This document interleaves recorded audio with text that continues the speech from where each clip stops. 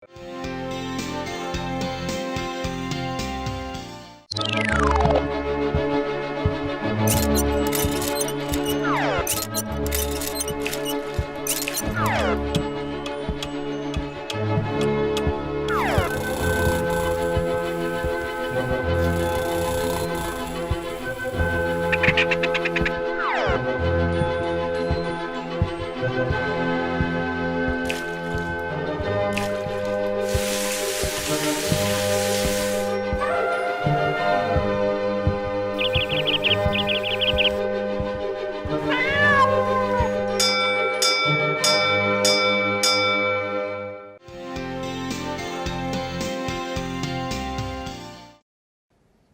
ക്ലാസ്സിലെ എല്ലാ കുട്ടികൾക്കും ഫിസിക്സ് ക്ലാസ്സിലേക്ക് സ്വാഗതം.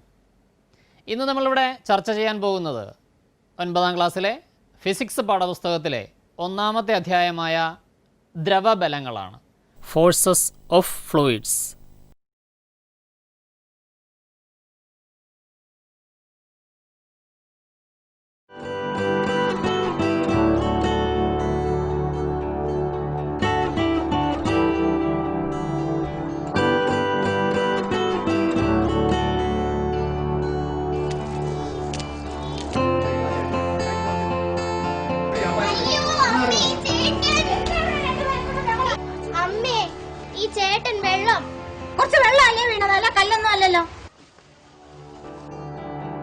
ജലം ശരീരത്തിൽ വീണപ്പോൾ കുട്ടി എന്തിനാണ് ഇത്രയ്ക്ക് ബഹളം വെച്ചത് എന്ന് നിങ്ങൾ ചിന്തിച്ചിരിക്കാം.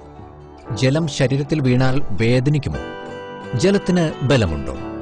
തുടർന്ന് കാണുക. ജലത്തിന് ബലം പ്രയോഗിക്കാൻ കഴിയുമോ? നമുക്ക് പരിശോധിക്കാം. ഇവിടെ ഒരു ബക്കറ്റിൽ ഇരിക്കുന്ന വെള്ളത്തിൻ്റെ ഉപരിതലത്തിൽ ഞാൻ 3 വസ്തുക്കൾ ഇടുന്നു. ഒരു പ്ലാസ്റ്റിക് ബോൾ, ബലൂൺ, ഒരു അടച്ച പ്ലാസ്റ്റിക് കുപ്പി. എന്ത് നിരീക്ഷിക്കുന്നു? ഈ വസ്തുക്കൾ ജലത്തിനടിയിലേക്ക് താഴ്ന്നു പോകുന്നുണ്ടോ? പൊങ്ങിക്കിടക്കുന്നു അല്ലേ? എന്തുകൊണ്ടായിരിക്കാം ഈ വസ്തുക്കൾ ജലോപരിതലത്തിൽ തന്നെ പൊങ്ങിക്കിടക്കുന്നത്? ചിന്തിച്ചു നോക്കൂ. ഇനി ഞാൻ ഈ വസ്തുക്കളെ ഓരോന്നായി ജലത്തിനടിയിലേക്ക് താഴ്ത്തുന്നു. ഈ പ്ലാസ്റ്റിക് ബോൾ ഇനി ഈ ജലത്തിനുള്ളിലേക്ക് താഴ്ത്തി നോക്കാം. ജലത്തിനുള്ളിലേക്ക് താഴ്ത്തി വച്ചിരിക്കുന്നു. ഇനി നമുക്ക് ബോളിനെ വിടാം. എന്ത് സംഭവിക്കുന്നുവെന്ന് നിരീക്ഷിക്കൂ. വിട്ടപ്പോൾ ബോൾ മുകളിലേക്ക് ജലോപരിതലത്തിലേക്ക് ഉയർന്നു വന്നത് ശ്രദ്ധിച്ചില്ലേ? ഇതുപോലെ പ്ലാസ്റ്റിക് കുപ്പി നമുക്ക് ജലത്തിനുള്ളിലേക്ക് താഴ്ത്തി നോക്കാം. ഇപ്പോൾ താഴ്ന്നിരിക്കുന്നു. ഇനി ഇതിനെ വിട്ടു നോക്കാം. കുപ്പി മുകളിലേക്ക് ഉയർന്നു വരുന്നില്ലേ? ഇതുപോലെ ഈ ബലൂൺ ജലത്തിനുള്ളിലേക്ക് താഴ്ത്തി നോക്കാം. താഴ്ത്തുമ്പോൾ തന്നെ ഒരു ബലം പ്രയോഗിക്കേണ്ടതായിട്ട് വരുന്നില്ലേ? എന്തുകൊണ്ടായിരിക്കാം ബലൂണിനെ താഴ്ത്താൻ നമുക്ക് ബലം പ്രയോഗിക്കേണ്ടതായിട്ട് വരുന്നത്? ഇനി ജലത്തിനടിയിലിരിക്കുന്ന ഈ ബലൂണിനെ നമുക്ക് വിട്ടുനോക്കാം. എന്ത് സംഭവിക്കുന്നുവെന്ന് നിരീക്ഷിക്കൂ. വിട്ടുനോക്കിയപ്പോൾ ബലൂൺ ജലോപരിതലത്തിലേക്ക് പൊങ്ങി വരുന്നതായി കാണാൻ കഴിയും. അപ്പോൾ ഇവിടെ നമ്മൾ ചെയ്ത പ്രവർത്തനങ്ങളിൽ നിന്ന് എന്ത് മനസ്സിലാക്കാം? ജലം ഈ വസ്തുക്കളിൽ മുകളിലേക്ക് ഒരു ബലം പ്രയോഗിക്കുന്നു. അതുകൊണ്ടാണ് പ്ലാസ്റ്റിക് കുപ്പിയും ബോളും ബലൂണുമെല്ലാം ജലോപരിതലത്തിലേക്ക് പൊങ്ങി വരുന്നത്. കിണറ്റിൽ നിന്ന് വെള്ളം കോരിയിട്ടില്ലേ? വെള്ളം കോരുന്ന അവസരത്തിൽ ജലം നിറഞ്ഞ തൊട്ടി വെള്ളത്തിനുള്ളിലായിരിക്കുമ്പോൾ കോരാൻ എളുപ്പമല്ലേ? ഒരു വസ്തു ജലത്തിനുള്ളിലായിരിക്കുമ്പോൾ ആ വസ്തുവിന് വായുവിലുള്ളതിനേക്കാൾ ഭാരക്കുറവ് അനുഭവപ്പെടുന്നു. അതിന് കാരണം ജലം വസ്തുവിൽ മുകളിലേക്ക് ഒരു ബലം പ്രയോഗിക്കുന്നത് കൊണ്ടാണ്. ഇങ്ങനെ മുങ്ങിയിരിക്കുന്ന ഒരു വസ്തുവിൽ ജലം മുകളിലേക്ക് പ്രയോഗിക്കുന്ന ബലമാണ് പ്ലവക്ഷമ ബലം അല്ലെങ്കിൽ ബോയൻസി. മുങ്ങിയിരിക്കുന്ന എല്ലാ വസ്തുക്കളിലും ജലം മുകളിലോട്ട് ഒരു ബലം പ്രയോഗിക്കുന്നുണ്ട്. ഈ ബലത്തെ നമ്മൾ പ്ലവക്ഷമ ബലം അല്ലെങ്കിൽ ബോയൻസി എന്ന് പറയുന്നു. അപ്പോൾ വസ്തു ഭാഗികമായി മുങ്ങിയിരുന്നാലും പൂർണ്ണമായി മുങ്ങിയിരുന്നാലും വസ്തുവിൽ ജലം ബലം പ്രയോഗിക്കുന്നുണ്ട്. ഇങ്ങനെ ഒരു വസ്തു ഭാഗികമായോ പൂർണ്ണമായോ ജലത്തിൽ മുങ്ങിയിരിക്കുമ്പോൾ ആ വസ്തുവിൽ ജലം മുകളിലേക്ക് പ്രയോഗിക്കുന്ന ബലമാണ് പ്ലവക്ഷമ ബലം അഥവാ buoyancy. When an object is immersed partially or completely in a liquid, the liquid exerts an upward force. This force is called buoyancy. ഇവിടെ നമ്മൾ ജലം അതിൽ മുങ്ങിയിരിക്കുന്ന വസ്തുവിൽ മുകളിലേക്ക് ബലം പ്രയോഗിക്കുന്നതായി കണ്ടു. അതുപോലെ ഏതൊരു ദ്രാവകത്തിനും മുങ്ങിയിരിക്കുന്ന വസ്തുവിൽ ആ ദ്രാവകത്തിൽ മുങ്ങിയിരിക്കുന്ന വസ്തുവിൽ മുകളിലേക്ക് ബലം പ്രയോഗിക്കാൻ കഴിയും. ദ്രാവകത്തിന് മാത്രമല്ല വാതകങ്ങൾക്കും ഇതുപോലെ മുകളിലേക്ക് ബലം പ്രയോഗിക്കാൻ കഴിയും. ദ്രാവകങ്ങൾക്കും വാതകങ്ങൾക്കും ചേർത്ത് പൊതുവെ ദ്രവങ്ങൾ എന്നാണ് വിളിക്കാറ്, ഫ്ലൂയിഡ്സ്. അപ്പോൾ ഫ്ലൂയിഡ്സ് എന്ന് പറഞ്ഞാൽ both liquids and gases together called as fluids. അപ്പോൾ നമ്മൾ പ്ലവക്ഷമ ബലത്തിൻ്റെ നിർവചനം, ബോയൻസിയുടെ ഡെഫിനിഷൻ മുമ്പ് തന്നെ പറഞ്ഞതാണ്. പ്ലവക്ഷമ ബലം എന്ന് പറഞ്ഞാൽ ഒരു വസ്തു ഒരു ദ്രവത്തിൽ പൂർണ്ണമായോ ഭാഗികമായോ മുങ്ങിയിരിക്കുമ്പോൾ ആ ദ്രവം മുകളിലേക്ക് പ്രയോഗിക്കുന്ന ആ വസ്തുവിൽ മുകളിലേക്ക് പ്രയോഗിക്കുന്ന ബലമാണ് പ്ലവക്ഷമ ബലം. When an object is immersed partially or fully in a fluid, the fluid exerts an upward force. This force is called as buoyancy. അപ്പോൾ പ്ലവക്ഷമ ബലം എന്താണെന്ന് നമ്മൾ പഠിച്ചു കഴിഞ്ഞു. പ്ലവക്ഷമ ബലം എന്ന് പറയുന്നത് ഒരു ദ്രവത്തിൽ മുങ്ങിയിരിക്കുന്ന വസ്തുവിൽ ദ്രവം മുകളിലോട്ട് പ്രയോഗിക്കുന്ന ബലമാണ്. അപ്പോൾ ഇത് ബലൂൺ, ഈ ബലൂൺ ഈ ദ്രവത്തിൽ മുങ്ങിയിരിക്കുമ്പോൾ ജലം, ഇവിടെ ദ്രവം എന്ന് പറയുന്നത് ജലമാണ്, ജലം മുകളിലോട്ടൊരു ബലം പ്രയോഗിക്കുന്നു. അങ്ങനെ മുകളിലോട്ട് പ്രയോഗിക്കുന്ന ബലമാണ് പ്ലവക്ഷമ ബലം. അപ്പോൾ എനിക്ക് ഇതിനെ താഴോട്ട് കൊണ്ടുപോകാനായിട്ടൊരു ബലം പ്രയോഗിക്കേണ്ടി വരുന്നുണ്ട്. കാരണം പ്ലവക്ഷമ ബലത്തിനെതിരെ ബലം പ്രയോഗിച്ചാൽ മാത്രമേ ഇതിനെ താഴോട്ട് കൊണ്ടുപോകാനായിട്ട് കഴിയൂ, ഈ ജലത്തിനുള്ളിലേക്ക് കൊണ്ടുപോകാനായി കഴിയൂ. അപ്പോൾ ഇവിടെ ഈ ബലൂൺ ജലത്തിൻ്റെ ഉപരിതലത്തിൽ വച്ചാൽ പൊങ്ങിക്കിടക്കും. കാരണം പ്ലവക്ഷമ ബലം മുകളിലോട്ട് പ്രയോഗിക്കുന്നു. ഈ ബലൂണിനൊരു ഭാരമുണ്ട്. അപ്പോൾ ഇവിടെ ഈ ബലൂണിൽ അനുഭവപ്പെടുന്ന ബലങ്ങൾ ഏതൊക്കെയെന്ന് നിങ്ങൾക്ക് പറയാൻ കഴിയുമോ? ജലോപരിതലത്തിലിരിക്കുന്ന ഈ ബലൂണിൽ അനുഭവപ്പെടുന്ന ബലങ്ങൾ ഏതൊക്കെയെന്ന് പറയാൻ കഴിയുമോ? ഒരു ബലം നമ്മൾ നേരത്തെ തന്നെ കണ്ടു, പ്ലവക്ഷമ ബലം, ദ്രാവകം മുകളിലോട്ട് പ്രയോഗിക്കുന്ന പ്ലവക്ഷമ ബലം. പിന്നെ ഒരു ബലം കൂടിയില്ലേ?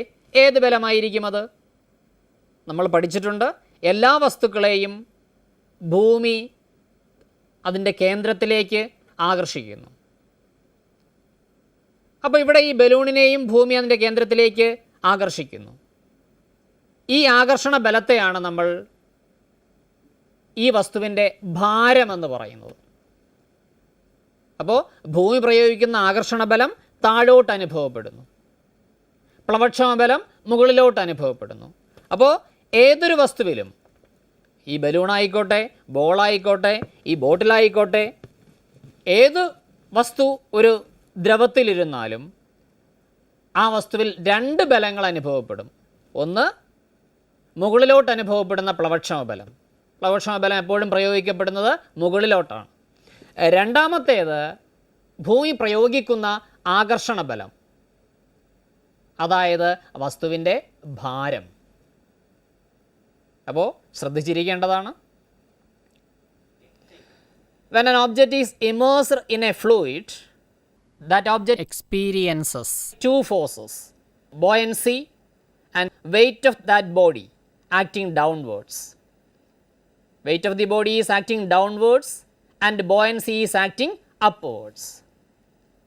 ഇങ്ങനെ ഒരു ദ്രവത്തിൽ വച്ചിരിക്കുന്ന വസ്തുവിൽ രണ്ട് ബലങ്ങൾ അനുഭവപ്പെടുന്നു. പ്ലവക്ഷമ ബലം മുകളിലോട്ടും വസ്തുവിൻ്റെ ഭാരം താഴോട്ടും. ഇവിടെ നമ്മൾ പ്ലവക്ഷമ ബലം എന്താണെന്ന് പഠിച്ചു കഴിഞ്ഞു. വസ്തുവിൽ അനുഭവപ്പെടുന്ന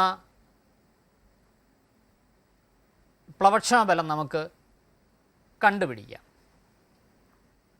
ഒരു വസ്തു ഒരു ദ്രവത്തിൽ മുങ്ങിയിരിക്കുമ്പോൾ, അല്ലെങ്കിൽ ഒരു വസ്തു ഒരു ദ്രവത്തിലായിരിക്കുമ്പോൾ ആ വസ്തുവിൽ അനുഭവപ്പെടുന്ന പ്ലവക്ഷമ ബലം എത്രയെന്ന് നമുക്ക് കാൽക്കുലേറ്റ് ചെയ്യാനായിട്ട് കഴിയും.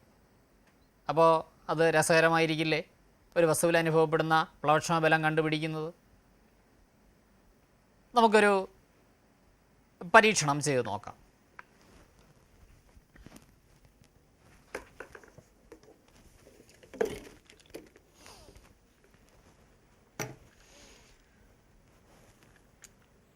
പ്ലവക്ഷമ ബലം കണ്ടുപിടിക്കുന്നതിന് വേണ്ടി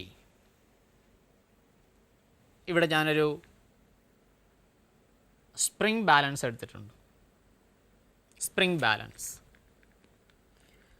അപ്പോൾ ഈ സ്പ്രിംഗ് ബാലൻസ് ഉപയോഗിച്ചുകൊണ്ട് നമുക്ക് വസ്തുക്കളുടെ ഭാരം അളക്കാൻ കഴിയും.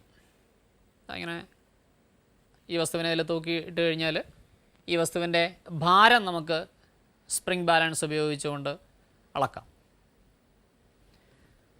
അപ്പോൾ നമ്മൾ നേരത്തെ തന്നെ പറഞ്ഞതാണ്, എന്താണ് ഒരു വസ്തുവിൻ്റെ ഭാരം? ഒരു വസ്തുവിൻ്റെ ഭാരമെന്ന് പറയുന്നത് ഭൂമി ആ വസ്തുവിൽ പ്രയോഗിക്കുന്ന ആകർഷണ ബലമാണ്. ഭൂമി എല്ലാ വസ്തുക്കളെയും അതിൻ്റെ കേന്ദ്രത്തിലേക്ക് ആകർഷിക്കുമല്ലോ. അപ്പോൾ അങ്ങനെ ഭൂമി ഒരു വസ്തുവിൽ പ്രയോഗിക്കുന്ന ആകർഷണ ബലമാണ് ആ വസ്തുവിൻ്റെ ഭാരം. അപ്പോൾ വസ്തുവിൻ്റെ ഭാരം എന്ന് പറയുന്നത് ആകർഷണ ബലമാണ്. ബലമളക്കുന്നതിനുള്ള യൂണിറ്റ് നിങ്ങൾക്ക് എല്ലാവർക്കും അറിയാം. എന്തായിരിക്കും ബലമളക്കുന്നതിനുള്ള യൂണിറ്റ്? അപ്പോൾ ബലമളക്കുന്നതിനുള്ള യൂണിറ്റ് ന്യൂട്ടനാണ്. Force the unit of force is Newton. ഒരു വസ്തുവിൽ ഭൂമി പ്രയോഗിക്കുന്ന ആകർഷണ ബലമാണ് അതിൻ്റെ ഭാരം, അല്ലെങ്കിൽ അതിൻ്റെ വെയ്റ്റ്. അപ്പോൾ വെയ്റ്റ് എന്ന് പറയുന്നത് ആകർഷണ ബലത്തിന് തുല്യമായിരിക്കും. ഭൂമി വസ്തുവിൽ പ്രയോഗിക്കുന്ന ആകർഷണ ബലത്തിന് തുല്യമായിരിക്കും ആ വസ്തുവിൻ്റെ ഭാരം അല്ലെങ്കിൽ വെയ്റ്റ്. അപ്പോൾ ബലമളക്കുന്ന യൂണിറ്റ് നിങ്ങൾക്ക് എല്ലാവർക്കും അറിയാം. എന്താണ് ബലമളക്കുന്നതിനുള്ള യൂണിറ്റ്? ഫോഴ്സ് അളക്കുന്നതിനുള്ള unit. What is the unit two measure force? Force is measured in newton. അപ്പോൾ ഇവിടെ ഞാൻ എടുത്തിരിക്കുന്ന ഈ സ്പ്രിംഗ് ബാലൻസിൽ, ഇവിടെ ശ്രദ്ധിച്ച് നോക്കൂ, ഈ സ്പ്രിംഗ് ബാലൻസിൽ ന്യൂട്ടണിലും അളവുകൾ രേഖപ്പെടുത്തിയിട്ടുണ്ട്. ശ്രദ്ധിച്ചോളൂ. അപ്പോൾ നമുക്ക് ഈ സ്പ്രിംഗ് ബാലൻസ് ഉപയോഗിച്ചുകൊണ്ട് ഭൂമി ഈ വസ്തുവിൽ, ഞാനിവിടെ എടുത്തിരിക്കുന്നത് ഒരു സ്ലോട്ടഡ് വെയ്റ്റ് ആണ്. അപ്പോൾ നമുക്ക് ഈ സ്പ്രിംഗ് ബാലൻസിലേക്ക് ഈ 100 ഗ്രാം ഭാരം തൂക്കിയിടാം. റീഡിങ് ശ്രദ്ധിച്ചല്ലോ. റീഡിങ് സയൻസ് ഡയറിയിൽ കുറിച്ച് വയ്ക്കണം. നമ്മൾ ഇപ്പോൾ വായുവിൽ വച്ചാണ്, ഇപ്പോൾ വായുവിലാണ് ഇരിക്കുന്നത്, ഇവിടെ എല്ലാം വായു ആണുള്ളത്. വായുവിൽ വച്ച് ഈ ഭാരം അളന്നു. ഭാരം അളന്ന് നോക്കിയപ്പോൾ നമുക്ക് ഇതാ ഇവിടെ കിട്ടിയിരിക്കുന്ന വാല്യൂ നിങ്ങൾക്ക് നോക്കാനായിട്ട് പറ്റും. 1 ന്യൂട്ടനാണ് കിട്ടിയിരിക്കുന്നത്. കണ്ടോ 1 ന്യൂട്ടൺ റീഡിംഗ് കാണിച്ചിരിക്കുന്നത് കണ്ടോ 1 ന്യൂട്ടൺ ആണ്. അപ്പോൾ ഈ വസ്തുവിൻ്റെ വായുവിലെ ഭാരം 1 ന്യൂട്ടൺ ആണ്. ഇനി നമുക്ക് ഇതേ വസ്തുവിനെ ഒരു ബക്കറ്റിലെ ജലത്തിലേക്ക് താഴ്ത്തി നോക്കാം. ദാ ബക്കറ്റിലെ ജലമെടുത്തു, ഈ ജലത്തിലേക്ക് ഞാൻ ഇതിനെ താഴ്ത്തി വയ്ക്കുകയാണ്. ബക്കറ്റിലെ ജലത്തിലേക്ക് താഴ്ത്തി വയ്ക്കുന്നു. കണ്ടോ? ഇപ്പോൾ റീഡിംഗ് പരിശോധിക്കൂ. നേരത്തെ വായുവിലായിരുന്നപ്പോൾ 1 ന്യൂട്ടൺ ആയിരുന്നു, ഇപ്പോൾ ഇതിൻ്റെ ഭാരം 0.75 ന്യൂട്ടൺ ആണ്. എത്രയാ വ്യത്യാസം? വായുവിൽ എത്രയായിരുന്നു ഭാരം? വായുവിലളന്നപ്പോൾ എത്രയായിരുന്നു ഭാരം? വായുവിലളന്നപ്പോൾ 1 ന്യൂട്ടൺ ഭാരമുണ്ടായിരുന്ന ഈ വസ്തുവിന് ജലത്തിൽ മുക്കി വച്ചപ്പോൾ ഇതിൻ്റെ ഭാരം 0.75 ന്യൂട്ടനായി കുറഞ്ഞിരിക്കുന്നു. The weight of the object decreases to 0.75 Newton when it is immersed in water. എന്തുകൊണ്ടായിരിക്കും ഭാരവ്യത്യാസം സംഭവിച്ചത്? വായുവിൽ അളന്നപ്പോൾ 1 ന്യൂട്ടൺ, ജലത്തിൽ മുക്കി വച്ചപ്പോൾ 0.75 ന്യൂട്ടൺ. അപ്പോൾ 0.25 ന്യൂട്ടൺ കുറഞ്ഞിരിക്കും. എന്തുകൊണ്ടായിരിക്കാം? കാരണം ജലത്തിൽ മുക്കി വച്ചപ്പോൾ ഈ വസ്തുവിൽ പ്ലവക്ഷമ ബലം അനുഭവപ്പെടുന്നു. പ്ലവക്ഷമ ബലത്തിൻ്റെ ദിശ എങ്ങോട്ടാണ്? നമ്മൾ പഠിച്ചു, പ്ലവക്ഷമ ബലത്തിൻ്റെ ദിശ എപ്പോഴും മുകളിലോട്ടായിരിക്കും. വസ്തുവിൻ്റെ ഭാരം അനുഭവപ്പെടുന്നത് എങ്ങോട്ടാണ്? വസ്തുവിൻ്റെ ഭാരം അനുഭവപ്പെടുന്നത് താഴോട്ടാണ്. അപ്പോൾ ഇവിടെ വസ്തുവിൻ്റെ ഭാരം അനുഭവപ്പെടുന്നത് താഴോട്ട്, പ്ലവക്ഷമ ബലം അനുഭവപ്പെടുന്നത് മുകളിലോട്ട്. അതുകൊണ്ടാണ് 0.25 ന്യൂട്ടൺ ഭാരക്കുറവ് അനുഭവപ്പെട്ടത്. വസ്തുവിനെ വെള്ളത്തിൽ മുക്കി വച്ചപ്പോൾ 0.25 ന്യൂട്ടൻ്റെ ഭാരക്കുറവ് അനുഭവപ്പെടാൻ കാരണം ജലത്തിൽ മുക്കി വച്ചപ്പോൾ ഈ വസ്തുവിൽ പ്ലവക്ഷമ ബലം അനുഭവപ്പെടുന്നത് കൊണ്ടാണ്, അല്ലെങ്കിൽ ജലം വസ്തുവിൽ പ്ലവക്ഷമ ബലം പ്രയോഗിക്കുന്നത് കൊണ്ടാണ്. അപ്പോൾ ഇവിടെ വസ്തുവിന് അനുഭവപ്പെട്ട പ്ലവക്ഷമ ബലം നമുക്ക് എങ്ങനെ കണ്ടെത്താം? വസ്തുവിൻ്റെ വായുവിലെ ഭാരം എത്രയായിരുന്നു? 1 ന്യൂട്ടൺ. നിങ്ങളെല്ലാവരും സയൻസ് ഡയറിയിൽ കുറിച്ചു വയ്ക്കണം. വസ്തുവിൻ്റെ വായുവിലെ ഭാരം 1 ന്യൂട്ടൺ. വസ്തുവിൻ്റെ ജലത്തിലെ ഭാരം 0.75 ന്യൂട്ടൺ. ഭാരവ്യത്യാസം എത്രയാണ്? ഭാരവ്യത്യാസം നമുക്ക് എങ്ങനെ കണക്കാക്കാം? ഭാരവ്യത്യാസം സമം വസ്തുവിൻ്റെ വായുവിലെ ഭാരം മൈനസ് വസ്തുവിൻ്റെ ജലത്തിലെ ഭാരം. That is difference of weight or weight loss is equal to weight of the object in air minus weight of the object in water. The difference in weight is equal to buoyancy. ഇവിടെ ഉണ്ടായ ഭാരവ്യത്യാസത്തിന് തുല്യമായിരിക്കും വസ്തുവിൽ അനുഭവപ്പെട്ട പ്ലവക്ഷമ ബലം. അപ്പോൾ ഇങ്ങനെ ഏതൊരു വസ്തുവിനും ഏതൊരു ദ്രവത്തിലായിരിക്കുമ്പോഴും അനുഭവപ്പെടുന്ന പ്ലവക്ഷമ ബലം നമുക്ക് കണ്ടെത്താം. എങ്ങനെ കണ്ടെത്താം പ്ലവക്ഷമ ബലം? പ്ലവക്ഷമ ബലം കണ്ടെത്തുന്നതിന് ആദ്യം വസ്തുവിൻ്റെ വായുവിലെ ഭാരം കണ്ടെത്തുക, പിന്നെ വസ്തു ദ്രവത്തിലായിരിക്കുമ്പോഴുള്ള ഭാരം കണ്ടെത്തുക. വസ്തുവിൻ്റെ വായുവിലെ ഭാരത്തിൻ്റെയും ദ്രവത്തിലായിരിക്കുമ്പോഴുള്ള ഭാരത്തിൻ്റെയും വ്യത്യാസമെടുത്താൽ നമുക്ക് വസ്തുവിൽ അനുഭവപ്പെട്ട പ്ലവക്ഷമ ബലം കണ്ടുപിടിക്കാനായിട്ട് കഴിയും. അപ്പോൾ എല്ലാവരും സയൻസ് ഡയറിയിൽ കുറിച്ച് വയ്ക്കണം. ഇവിടെ ഈ ഭാരത്തിന്, ഈ വസ്തുവിന് ഈ വെള്ളത്തിൽ മുക്കി വച്ചപ്പോൾ അനുഭവപ്പെട്ട പ്ലവക്ഷമ ബലം എന്ന് പറയുന്നത് 0.25 ന്യൂട്ടൺ ആണ്. എങ്ങനെയാണ് 0.25 ന്യൂട്ടൺ കിട്ടിയത്? ഇതിന് വായുവിലെ ഭാരം 1 ന്യൂട്ടൺ ആയിരുന്നു, ജലത്തിലായിരുന്നപ്പോൾ ഇതിന് 0.75 ന്യൂട്ടനേ ഉണ്ടായിരുന്നുള്ളൂ. ഭാരവ്യത്യാസം എന്ന് പറയുന്നത് 0.25 ന്യൂട്ടൺ ആയിരുന്നു. അപ്പോൾ പ്ലവക്ഷമ ബലം എന്ന് പറയുന്നത് 0.25 ന്യൂട്ടൺ ആണ്. അപ്പോൾ ഇവിടെ നമ്മൾ പരീക്ഷണത്തിൽ നിന്ന് കണ്ടു കഴിഞ്ഞത് വെയ്റ്റ് ലോസിന് ഈക്വൽ ആയിരിക്കും ബോയൻസി, ഭാരനഷ്ടത്തിന് തുല്യമായിരിക്കും പ്ലവക്ഷമ ബലം. അപ്പോൾ പ്ലവക്ഷമ ബലം കണ്ടുപിടിക്കാൻ ചോദിച്ചു കഴിഞ്ഞാൽ എന്ത് ചെയ്താൽ മതി? ഭാരനഷ്ടം കണ്ടുപിടിച്ചാൽ മതി, ലോസ് ഓഫ് വെയ്റ്റ് കണ്ടുപിടിച്ചാൽ മതി. ഫ്ലൂയിഡിലെ ലോസ് ഓഫ് വെയ്റ്റ് എത്രയാണെന്ന് കാൽക്കുലേറ്റ് ചെയ്യണം. ഫ്ലൂയിഡിലെ ലോസ് ഓഫ് വെയ്റ്റിന് ഈക്വൽ ആയിരിക്കും പ്ലവക്ഷമ ബലം, അതായത് ബോയൻസി. അപ്പോൾ ഇവിടെ നമ്മൾ പഠിച്ചത് ദ്രവങ്ങൾക്ക് അതിൽ മുങ്ങിയിരിക്കുന്ന വസ്തുവിന്മേൽ ബലം പ്രയോഗിക്കാൻ കഴിയുമെന്നാണ് നമ്മൾ പഠിച്ചത്. ആ ബലത്തിന് പറയുന്ന പേരാണ് പ്ലവക്ഷമ ബലം, ബോയൻസി. ആ ബോയൻസി കാൽക്കുലേറ്റ് ചെയ്യാനും നമ്മൾ പഠിച്ചു അല്ലേ? എങ്ങനെയാണ് നമുക്ക് ബോയൻസി കാൽക്കുലേറ്റ് ചെയ്യാൻ പറ്റുന്നത്, പ്ലവക്ഷമ ബലം കാൽക്കുലേറ്റ് ചെയ്യാൻ കഴിയുന്നതെന്നും പഠിച്ചു. അപ്പോൾ നിങ്ങൾ ടെക്സ്റ്റ് ബുക്ക് നന്നായിട്ട് റെഫർ ചെയ്യണം, നന്നായിട്ട് പരിശോധിക്കണം. അതിൽ കൂടുതൽ വിശദമായി കാര്യങ്ങൾ പ്രതിപാദിച്ചിട്ടുണ്ട്. ആവർത്തിച്ച് ടെക്സ്റ്റ് ബുക്ക് വായിക്കുമ്പോൾ നന്നായി കാര്യങ്ങൾ മനസ്സിലാക്കാനായിട്ട് കഴിയും. അപ്പോൾ നിങ്ങൾക്ക് പരിശീലിക്കാനായി അല്ലേ, പ്ലവക്ഷമ ബലം കണ്ടുപിടിക്കാനൊക്കെ നിങ്ങൾ പഠിച്ചു കഴിഞ്ഞു. അപ്പോൾ പ്ലവക്ഷമ ബലം എങ്ങനെയാണ് കണ്ടുപിടിക്കുന്നത് നിങ്ങൾക്കറിയാം. അപ്പോൾ നിങ്ങൾക്ക് പ്രാക്ടീസ് ചെയ്യാനായിട്ട് ഞാൻ 1-2 ചെറിയ പ്രവർത്തനങ്ങൾ കൂടി തരാം. അപ്പോൾ നിങ്ങൾ അതൊന്ന് എഴുതിയെടുത്തിട്ട് അത് പ്ലവക്ഷമ ബലം കാൽക്കുലേറ്റ് ചെയ്യാനുള്ളതാണ്. അത് ചെയ്തുകൊണ്ട് അടുത്ത ക്ലാസ്സിൽ നമുക്ക് അടുത്ത് നമ്മൾ കാണുന്ന അവസരത്തിൽ അതിൻ്റെ ഉത്തരം നിങ്ങൾക്ക് പറയാൻ കഴിയണം.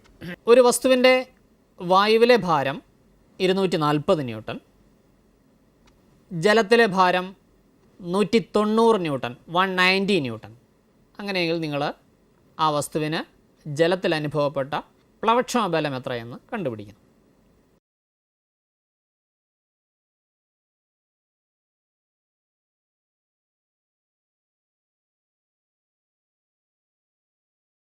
ഒന്നുകൂടി പറയാം. വസ്തുവിൻ്റെ വായുവിലെ ഭാരം 240 ന്യൂട്ടൺ ആയിരുന്നു, ജലത്തിലെ ഭാരം 190 ന്യൂട്ടനേ ഉള്ളൂ. അങ്ങനെയെങ്കിൽ ആ വസ്തുവിന് അനുഭവപ്പെട്ട പ്ലവക്ഷമ ബലം അല്ലെങ്കിൽ ആ ജലം വസ്തുവിൽ പ്രയോഗിച്ച പ്ലവക്ഷമ ബലം എത്രയെന്ന് കണ്ടെത്തണം. അടുത്തൊരു ചോദ്യം കൂടി. ഒരു വസ്തുവിൻ്റെ വായുവിലെ ഭാരം 150 ന്യൂട്ടൺ, ആ വസ്തുവിന് ജലത്തിൽ അനുഭവപ്പെട്ട പ്ലവക്ഷമ ബലം 30 ന്യൂട്ടൺ. അങ്ങനെയെങ്കിൽ ആ വസ്തുവിൻ്റെ ജലത്തിലെ ഭാരം എത്രയായിരിക്കും?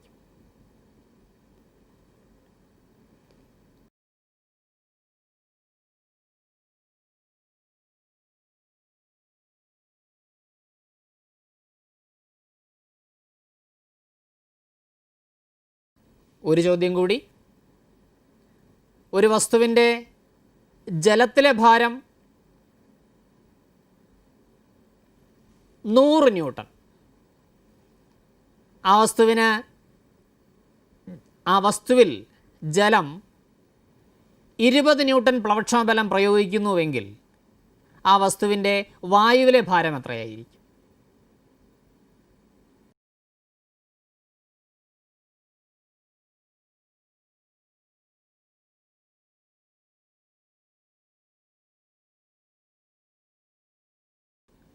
ഒരു പ്രാവശ്യം കൂടി പറയാം. ഒരു വസ്തുവിൻ്റെ ജലത്തിലെ ഭാരം 100 ന്യൂട്ടൺ, ജലം ആ വസ്തുവിൽ പ്രയോഗിക്കുന്ന പ്ലവക്ഷമ ബലം 20 ന്യൂട്ടൺ. അങ്ങനെയെങ്കിൽ ആ വസ്തുവിൻ്റെ വായുവിലെ ഭാരം എത്രയായിരിക്കും? ഇവിടെ 3 ചോദ്യങ്ങളുണ്ട്. ഈ ചോദ്യങ്ങളുടെ ഉത്തരങ്ങൾ കണ്ടെത്തി നിങ്ങൾ സയൻസ് ഡയറിയിൽ എഴുതണം. ഇനി അടുത്ത ക്ലാസ്സിൽ നമുക്ക് ഈ അധ്യായത്തിലെ തുടർന്നുള്ള ഭാഗങ്ങൾ ചർച്ച ചെയ്യാം.